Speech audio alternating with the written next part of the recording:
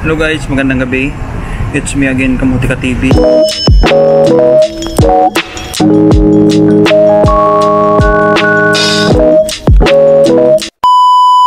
At kung hindi ka pa nakapag-subscribe, subscribe na sa YouTube channel ko. And sa mga nag-subscribe na, thank you so much guys. And yan, gusto ko lang shout out to. And thank you so much guys sa lagi niyong panonood sa vlog ko. And gusto ko rin shout out yung mga mandirigma natin na hanggang ngayon lumalaban pa rin at hindi pa rin nawawalan ng pag-asa. Tama yan guys. Importante lagi guys magdasal araw-araw. Yan, panalangin natin lagi yung sana makahanap na tayo ng trabaho, ganun, at laging positive araw-araw. Tsaka lagi natin tatandaan hanggat may visa, may pag-asa. Huwag natin sayangin yung mga araw natin na nasa bahay lang tayo, wala tayong ginagawa, kasi bawat araw natin is mahalaga, lalo na tourist tayo. Ayan guys, for today's video gusto ko lang mag-comment. Ayan, may viral kasi dito sa Macau na nangyari na baka yung iba hindi pa nakakalam. Nagkaroon kasi dito ng gulo guys sa Macau. Gusto ko lang mag-comment kasi marami kasing Pilipino dito talaga na wala pang alam sa mga ganyan. Kaya gusto ko lang i-remind yung mga hindi pa nakakaalam at yung mga bago dito, lalo na yung mga turista. Ayan guys, panoorin tong video na to bago ako mag-comment. Panoorin nyo yan.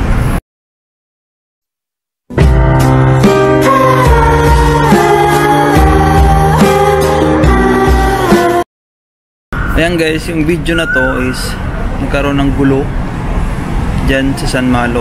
Kasi dyan San Malo na yan guys, sa gabi talaga marami talaga laging tao, lalo na pag Sabado ng gabi, nagiinuman yan dyan, magdamag yan. Maraming Pilipino dyan sa San Malo na yan pag gabi. Nagkaroon ng gulo. Ayon sa atin source guys, is nag-away magjowa daw, away magjowa. Tapos yung dalawa na to, ayan yung nanuntok dyan sa lalaki na yan, yung dalawa na yan is nakiususo lang yan sa away magjowa.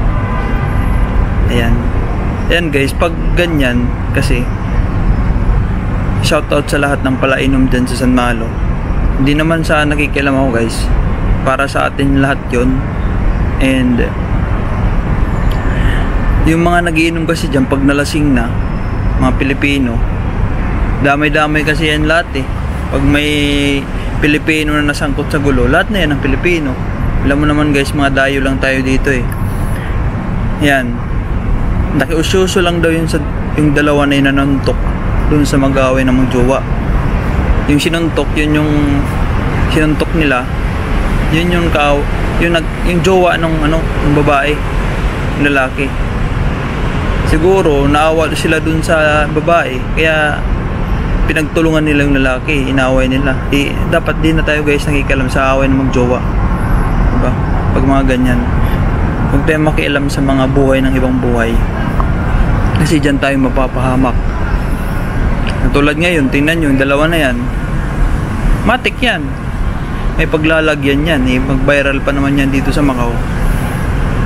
Pag ganyan guys na nagiinom kayo dyan sa San Malo, pag lasing na kayo, umalis na kayo.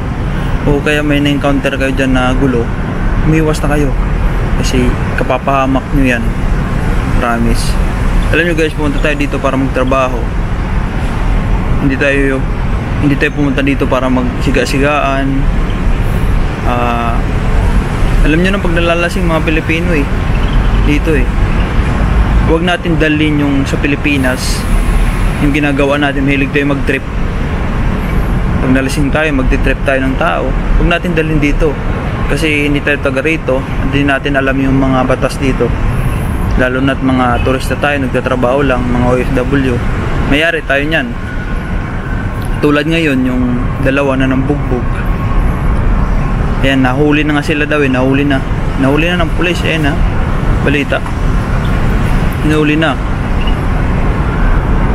kasi nga nag-viral sila, diba? Eh yung mahirap niyan, Tatanungin sila kung ba't nyo binugbog yun, no?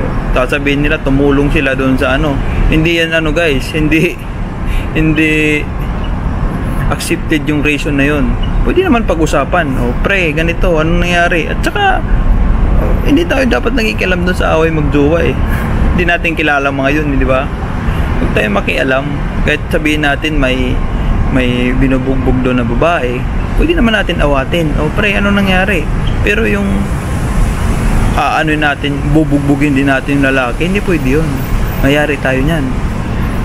Matik yan dito. Uwi tayo agad yun sa Pilipinas. Guys, pag ganyan, pag nagiinom kayo, inom lang. Pag nalasing, uwi na. Hindi yung manggugulo ka pa eh. Diba? Kasi pag nanggulo ka, yun yung kapapahamak mo. Pag sisisihan mo yan. Alam nyo guys, ang hirap ngayon maghanap ng trabaho. Tapos, isang kislap lang, mapapauwi ka sa Pilipinas.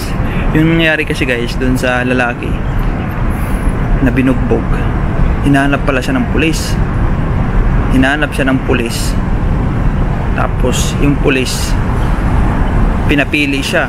Sabi kasi hindi siya nagreklamo eh. Pero hinahanap pa rin sila ng pulis kasi nga nag-viral, pati Chinese may mga video eh. Diba? Pinakita nga sa akin yung kasama ko na Chinese sa trabaho. Sabi niya Pilipan na. Ayun, pinakita. May mga post na din pala sa kanila sa platform nila, social media. Ayan, hinanap sila ng pulis. Hinanap tong binugbog ng pulis, nakita. Ayan, sinurinder siya ng boss niya kasi matitres siya. Kasi naka-record yun dun sa pulis. Yung mga lahat ng mga ano natin, lahat ng mga papers, lahat. Yung nag-apply tayo, nag-tourist tayo, may picture tayo niyan eh, kahit sa immigration. Nangyari guys, pinapili siya. Ano, kung di ka magko-complain, uwi ka ng Pinas. Ikakat yung blue card mo, pauwiin ka namin. Pero kung magko-complain ka, hindi ka namin pauwiin, yung dalawang nang bugbog sa'yo, yun yung pauwiin namin. Pinapili siya. Siyempre, kahit ako, pag pipiliin ko yung mag-stay ako, yung mag-complain, di ba? Kaysa naman umuwi ako, wala na akong trabaho. Di ba? Sayang. Yung dalawa na yan, matik na yun, uwi yun. Uwi na yun, sigurado. Hindi ko alam anong balita na yun, pero for sure, uwi yun. Dito kasi guys sa Macau, pag nanggulo ka, nagkaroon ka ng ano dito, iskandalo, matik, pauwiin ka nila. Matik yan. Uwi ka ng Pinas, wala. Yung mga nag-aaway-aaway dito, nagbubugbugan, uwi yan lahat sa Pinas. Di ba? Mapapauwi ka nang wala kang kamalay-malay, biglaan, di mo alam. Yun na. Pag wala, sa bagay, nasa huli naman talaga pagsisisi. Yung mga kayabangan dito guys, hindi ano yan eh. Hindi, lahat ng yabang dito, ibang bansa, yung pagpapasikat natin, hindi yan ano eh, hindi magbubunga ng ano eh, magbubunga ng mabuti. Mapapauwi ka niyan sa Pilipinas pag ganun. Maraming mga Pilipino dito pag nalalasing, ang tatapang na eh. Tapos pinagtritipan pa nila mga kapwa Pilipino, di ba? Yung dadaan lang biglang susuntukin, di ba? Yun yung mahirap eh. Dapat ibang lahi yung pagtripan eh, para may paglagyan eh, di ba? Ang tatapang eh pag nalalasing eh. Yan, pag nalasing na, pag nahuli na, iiyak-iyak na eh, mamakaawa na eh. Wala na, uwi ka na Pinas niyan. Pag ganun, nahinuli ka ng pulis, uwi ka na sa Pilipinas niyan. Bibigyan ka lang yan ng 1 day para bumili ng ticket. Tapos ayusin mga gamit mo kinabukasan. Wala na, wala ka ng visa, 1 day lang visa mo, pauwi ka na sa Pinas. Wala nang, okay lang mapauwi ka, hindi ka ikulong, di ba? Mahirap ikulong ka. So, wala ka ng trabaho talaga. Isang gabi lang, pag kinabukasan gising mo, wala ka ng trabaho. Ay, hirap pa naman maghanap ng trabaho ngayon, tapos sasayangin mo lang sa walang kakwintang-kwintang bagay na hindi ka naman dapat makialam eh. Kaya kayo guys, yung mga bago dito sa Macau, mga nag-a-apply, pag naghahanap kayo ng trabaho, nagkaroon kayo ng kasiyahan, inom lang. Wag na pag nalasing na, yun lang naman purpose, malasing eh, uwi na.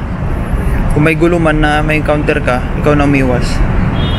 Kasi pag di ka umiwas, magtapang-tapakan ka rin, yun ikapapahamak mo. Yun lagi mong tatandaan guys. Yun lagi tatandaan nyo na dayo lang tayo dito. Hindi tayo pwede dito Mga incheck nga dito takot manggulo kasi wala silang pambayad Tayo lang dito mga Pilipino lang yung malalakas malalakas yung loob Kala mo mga taga rito, di ba? Kaya guys, kung sino man mga bago dito, mga bagong generation dito sa Macau, wag nyo nang tularan. Maging maging responsable, maging ehemplo sa mga nag-a-apply na ulit dito sa Macau, mga bagong generation. Kasi yung mga lumang generation, yun yung matatapang Tayo na mismo umiwas sa gulo para hindi tayo umuwi sa Pilipinas. Mahirap yung bago ka lang, di ba? Papapasok mo lang tapos ilang months ka pabalik-balik na tapos kapapasok mo lang tapos nakaano ka na ng gulo nung first, di ba? Yung may trabaho ka na 3 months ka pa lang tapos bigla kang pasama sa gulo, napauwi ka bigla, di ba? Ang hirap nun. Yun lang guys, yun lang yung reaction video ko doon, na ingat tayo guys, lalo na mga bago, na iwasan natin yan lang guys. I love you all, thank you so much guys. Okay.